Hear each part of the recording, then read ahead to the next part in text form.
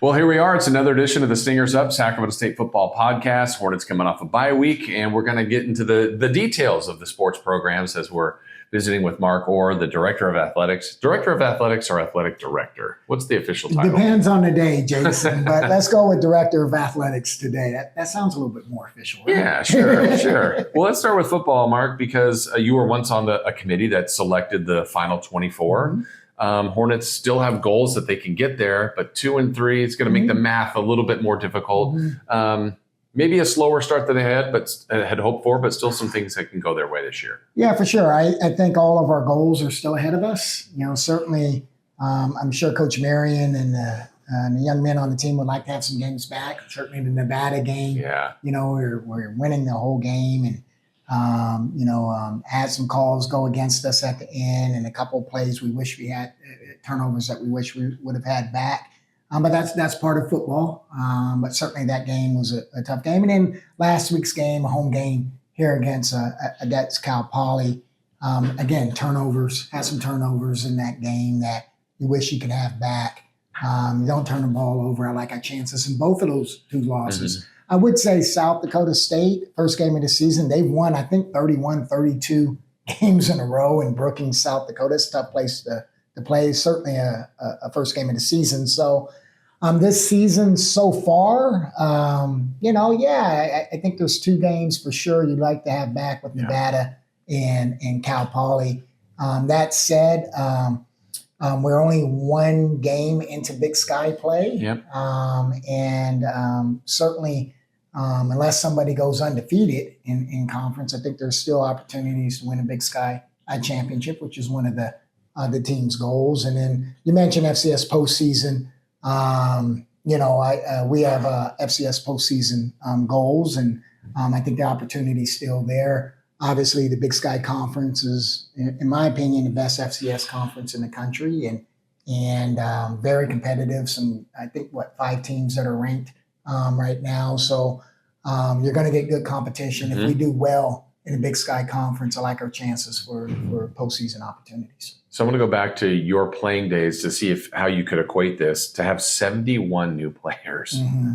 It's now what college football is. It certainly wasn't when you played, but what's your best read on that? How long it takes to get adjusted? Because you kind of have to do it on the fly. And there's times where you look, okay, that talent is measuring up. And other times, hey, there's new guys playing together. How long would you say that would take? Yeah, I think it takes time. And unlike, most sports or even NFL football, there's no preseason. Right. And there's no exhibition games. There's no scrimmage games. Now we do spring football. We have inter-squads and practices, but there isn't that time to gel. Mm-hmm.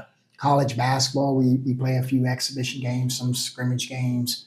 Same with soccer and most of our other sports. Obviously, the NFL has a preseason. NBA, I just started I watched the Warriors and the Lakers just last night. So in college football, there's not that. So it's go time. Our first live game action for 71 new players was against South Dakota State. Yep. And that's a tough way to start. So I do think it takes some time. You would hope, by 4 or 5 games, you're in a rhythm. I think this week was a good time for us to have a bye and give us a week not only to heal up, but continue to develop that chemistry amongst the team. And it's also the coaching staff. They're working together, sure. Many of them for the first time. They're communicating and working with the players for the first time. So I think there's a lot of pieces that take some time to develop. And my hope is, as coming off the bye week, that will continue to improve.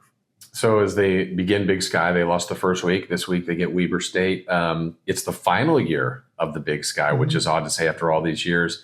Hornets, at the moment, a team without a conference. In the future, there's a lot going on with football. So what's the latest with kind of future ideas for a conference or even level for the Hornets, FBS versus FCS? Yeah, I would say a few things. One, we've been very fortunate to be part of the Big Sky Conference for over 30 years. And can't say enough good things about the Big Sky and, opportunities to compete, not just in football, for all of our teams. So football-wise, obviously, our aspirations is to compete as an FBS program. We've been very public about that, very transparent about that, both to our conference and our stakeholders. And that goal hasn't changed. And we do believe we are making some strides to make that a reality. Certainly this past summer or late spring, summer, we submitted an application to the NCAA to waive the requirement they currently have of you have to have a conference invite to be FBS. So the NCAA denied our request, and we continue to pursue that option, and through conversations with the NCAA and through the governance process to do that. The other option is to get a conference invite. That would make things a lot easier. Conference realignment, as you know, Jason, continues to evolve across the country. Never in a million years did I think my alma mater, Cal Berkeley, would be in the Atlantic Coast Conference, but they are. Mm-hmm. So I do expect that conference realignment will continue. It's my hope that Sac State will be a part of that with whatever FBS conference, whether it's a conference here in the region, whether it's a conference out of the region.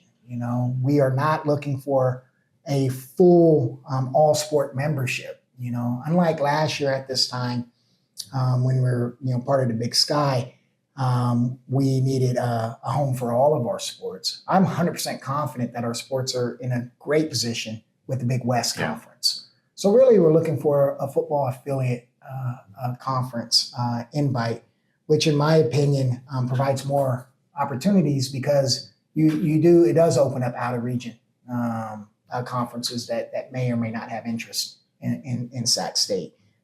For football, you're really talking 8 conference games, 4 at home, 4 on the road.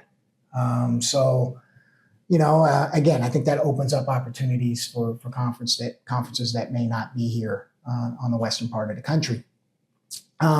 Considering it, combined with obviously you're not having your tennis team or your baseball team or your softball team having to do all that travel. That's not to say we don't have interest and wouldn't have interest to regional FBS conferences, and which we do. So where we're at with it is we're exploring, all the options, continue to pursue our FBS opportunities. I do think, and I do feel confident we will, be an FBS program. I think our university, our investments into football, what we're doing with the stadium and facilities, and Sacramento, this community has shown, year after year after year, that it can support big time professional sports like the Kings and the Republic and the River Cats and the A's, but also big time college sports like Sacramento State.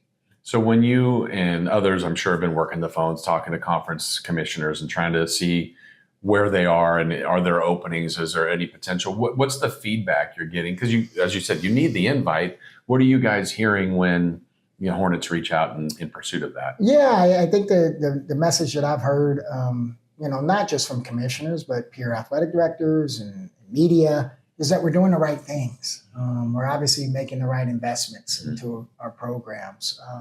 We're building our infrastructure. We're hiring the right people. We're investing in NIL and revenue share. Our enrollment continues to grow. We're over 31,000 students now. So we're doing the right things. I think obviously everybody's kind of watching the national landscape of what other moves are going to happen with other conferences that may not be related to Sac State, but create opportunities. So, what's happening with the Big Ten and the SEC, what's happening at the NCAA national governance level with rule changes and structure to our organization.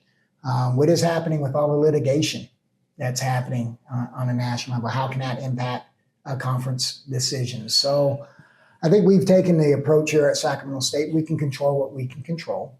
And I think obviously we've made it known that we have interest in an FBS conference, and we've let several conferences know we do have that interest, and have had discussions with several conferences, not just one, two, but many of them. That said, we will continue to invest into our programs and continue to demonstrate that, and hire the right people, recruit the right student athletes, and hopefully have successful football seasons. Yeah. One of those areas of investing is in facilities. You guys have been talking about a stadium. It started with maybe an on-campus project, which still may be out there. And then there's talk of Cal Expo. What's the latest on kind of the stadium search? Yeah, for sure. As you mentioned, we are committed to building a new stadium. We've made some small but significant investments to our current stadium. You probably, if you've watched any of the Hornet football games, you've seen the new LED boards on the sidelines, the new end zone seating section, the new lights that flash, the strobe lights, at touchdown. So. We've made some investments to the fan experience in our current venue, and we will continue to do that because it's not just about the future; it's about the now. We commissioned a study to be able to look at an on-campus stadium site. Populous was contracted as an architect. We started going down that process and have made a significant progress with an on-campus stadium plan. The spring of this past year, so spring of 25, Cal Expo, the representatives from Cal Expo reached out to us. Cal Expo was sunsetting horse racing. You know, as a kid, I grew up here in Sacramento. I went to many. You went? Oh, I went to horse racing, harness racing. I didn't get a chance to gamble on it because I was too young. But so obviously many of state fairs. Cal Expo is just a wonderful project. It's 2.8 miles from our campus. So we went over, obviously took a look at the site, had conversations with their leadership, felt that there was enough there that we should inquire more and explore a potential opportunity to partner with Cal Expo. Cal Expo is a state agency just like Sac State. You know, does that make that easier, more difficult? Makes it much easier. Okay. Makes it much easier because it's two state agencies. Our resources are both coming from the state of California. Makes it much easier. Has over 15,000 parking stalls there.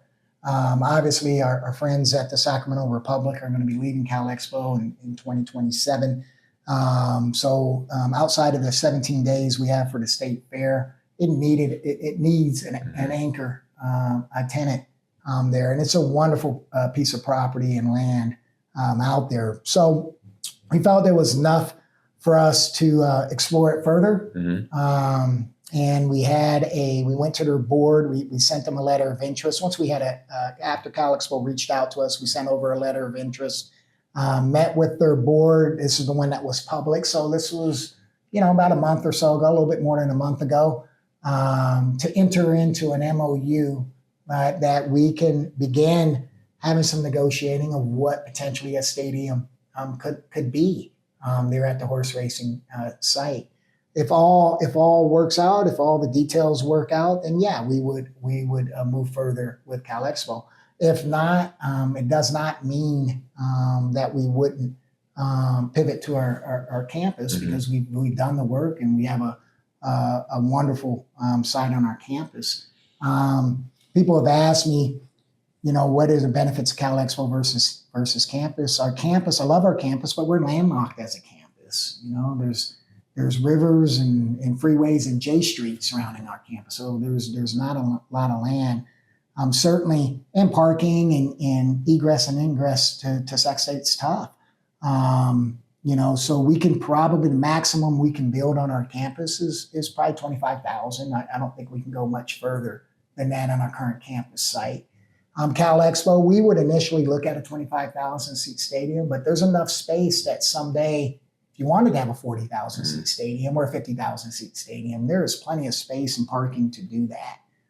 If you wanted to add, practice fields or other entities at that site, you can. So it's a much bigger site and certainly gives more opportunity for future growth than what we could do on our existing campus site. So we're exploring it. I would tell those who are following Hornet football, stay tuned. I know there's a lot of questions about what we're doing with the stadium, and I understand all of it, but we've got to go through our process. I wouldn't be doing my job, and certainly President Wood wouldn't be doing his job if we didn't explore that and do our due diligence and and really go down that path and examine that site head to toe and see if it is an opportunity for us. Based on that answer of the potential size of what Cal Expo could be, was there ever any thought of connecting with the Republic? Or I think their stadium might be smaller and be a tenant with them, or is that an option that was ever explored? Yeah, I would say we explore pretty much every option you could possibly explore in my time here. Yeah. I would say the Sacramento Republic, great respect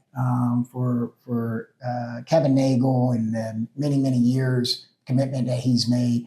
I'm a big fan, big supporter. So is President Wood. I think Sacramento deserves an MLS bid. I'm so happy that the Rail Yards project looks like it's going. It's been many years in the works by so many good people. I think at the end of the day, it just didn't make sense for Sac State. It does not mean that we're not supportive of the project. I think initially they're looking at a 12,000 or 15,000 seat facility, which would be wonderful for soccer. Obviously, the rail yard site is great. I think at this point it doesn't make sense for Sacramento State, and I'm not sure if it would have made sense for Sacramento Republic. And again, that doesn't mean that there's any beef there. Right. It's just and there's no reason why our market can't support a college stadium that's used for football and MLS, soccer stadium for soccer. Many markets the size of Sacramento have multiple, Major League Baseball and NFL and college and soccer stadiums across its community. So I think both of us can be very successful with our venues. Yeah, I know everybody always wants timelines. When's this going to happen, Mark? When can we know? But how long do you think that information gathering part on Cal Expo will take? I think we're close. I think over the course of I think you're talking weeks, not months. Mm-hmm. So I would say over the course of the next few weeks, we'll have a better idea of what the feasibility is. But if that lines up well, then that looks like a direction you guys may go. Yeah, I think so. I think if again, I'm not the only decision maker in this, but I would think that if we're comfortable with the feasibility and the inquiries that we have, and obviously the financing and all the things that you got to do for a stadium, I think it makes a lot of sense for us. Okay. So we've talked about where a potential for FCS or FBS in the future, potential stadium in the future. The more difficult thing may be scheduling. Mm-hmm. My goodness, next year at the moment, a team without a conference. Not a lot of games are locked and loaded for next year. You're a big part of trying to gather this all in. Talk to us about just the challenge. One, because you don't know what level you're going to be or where you're going to be. How do you even come up with a 2026 schedule?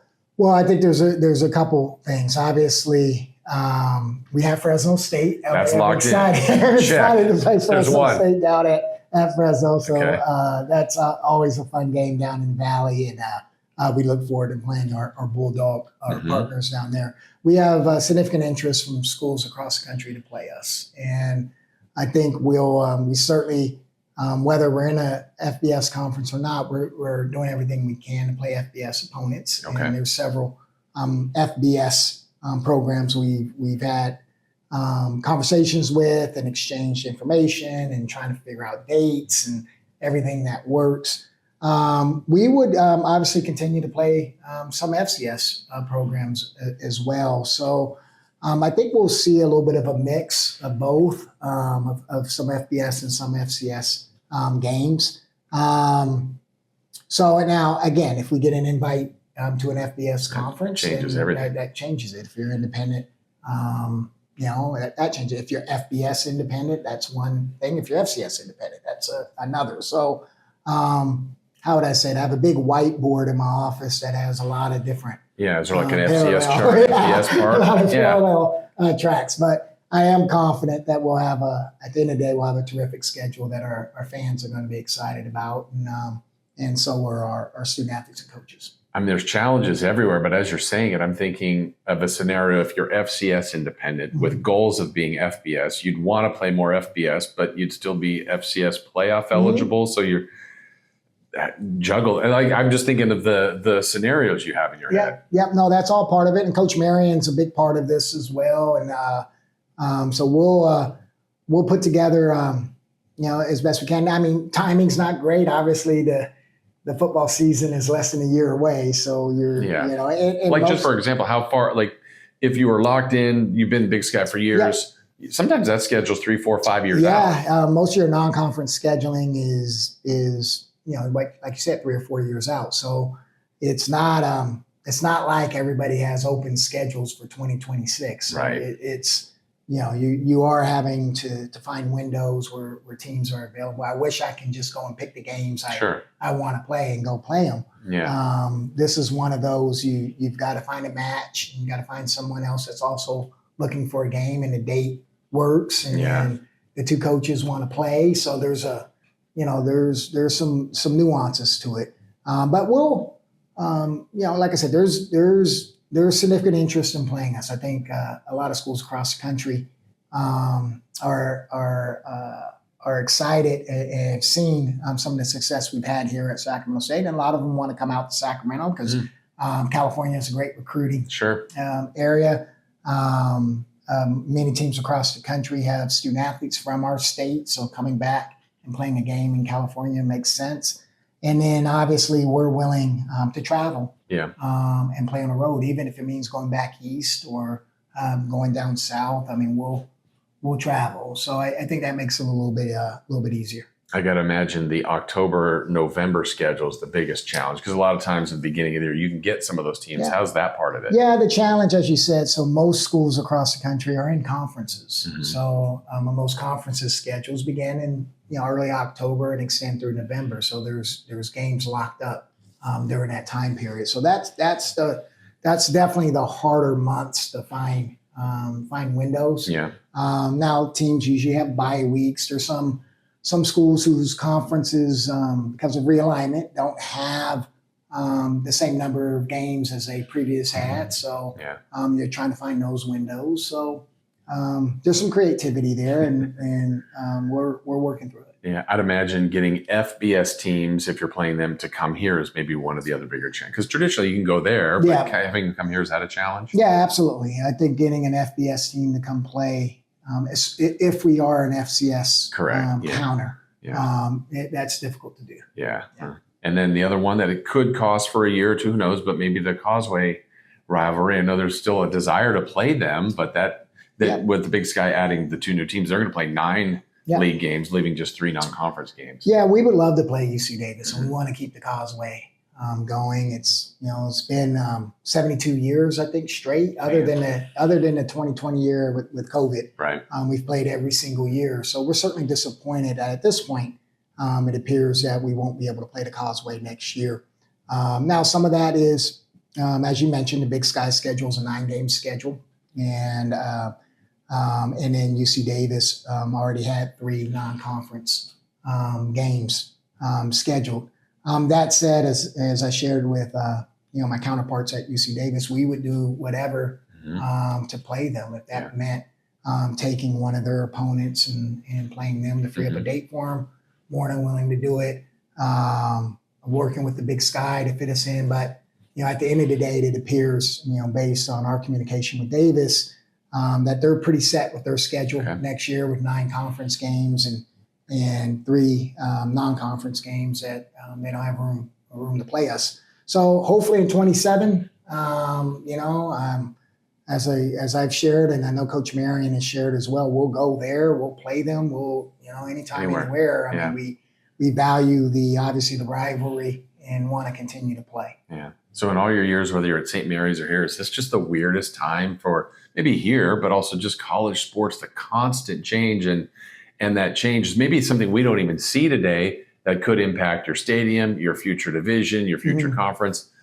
It's really a weird time in college sports. Yeah, I've been a Division I athletic director for 20, so I think it's my 21st year, and I've never seen anything like this. And I'm not saying Sacramento State, I'm just saying in college athletics in general. Yeah. Obviously, realignment, name, image, and likeness, revenue sharing, the litigation that's taking place across the country, eligibility cases, all the just private equity is now making its way into college sports. So it's a very different time, and I think universities and athletic programs that can adapt and adjust are going to be better off than the ones that don't. So I think some of us, like myself, who've been in it a long time, we've got to adjust, we've got to adapt, and we have to be comfortable that you're going to have roster turnover like we do.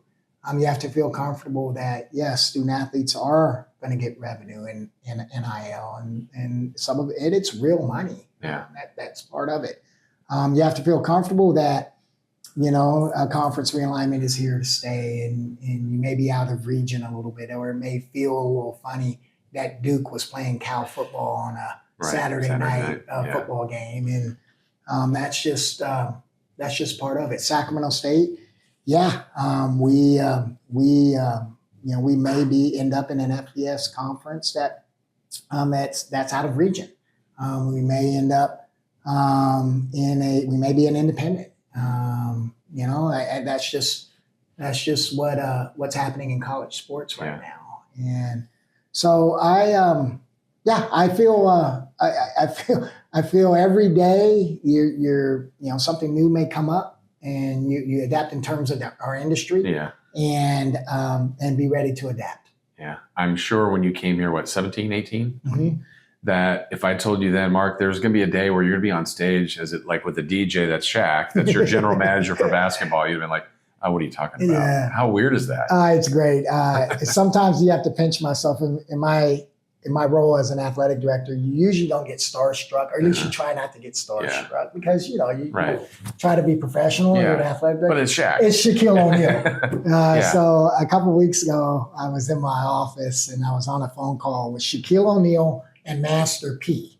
So how about that? Master P, I used to No Limit. Are you just listening at that point? Or that's like late 1990s, 2000s rap songs. Yeah. And then you have Shaquille. So no, it's having a Shaquille involved with Sacramento State basketball. It's just been tremendous, and Coach Bibby's doing a great job. We're excited about the upcoming basketball season as well, and they'll have a very talented program. And Shakir, Shaq's son, is just a phenomenal, obviously basketball player, but just a person and student athlete. So I told Shaq he's raised his son the right way. He's just tremendous. So so we're excited about basketball, and not just men's basketball, women's basketball, all of our programs. Volleyball is doing great. I know Coach Volta caught up with you a bit, and they're having a great season. Coach Callhoff and women's basketball as well. So Hornet sports are in a good place, and